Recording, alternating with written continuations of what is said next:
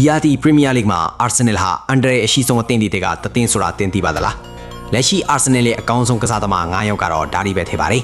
နံပါတ်5 Gabriel Magalhaes ဘရာဇီးတိုင်းကြီးချက်ထုတ်ပုံဂျန်တန်ဒီ၄ထဲမှာတန်ပါတယ်သူကြောင့်အာဆင်နယ်ရဲ့ခံစစ်ဟာခိုင်မာနေတာဖြစ်ပါတယ်နံပါတ်4 Magnus Odegaard အသင်းကောင်းဆောင်ဖန်တီးရှင်တိုက်စစ်တိုင်းဟာသူ့စီကပဲစတင်ပါတယ်သူရဲ့အမြင်နဲ့ပေးပို့မှုတွေဟာအမှန်တကယ်ပင်စလက်ဆန်ပါတယ်နံပါတ်3 William Saliba ဒီညင်တဲ့အေးဆေးတဲ့တားစီရခက်ခဲတဲ့ဘယ်တိုက်စစ်မှုမှသူ့ကိုမရင်ဆိုင်ကျင်ကြပါဘူးသူကတာမန်ထက်ထူခြားသူပါ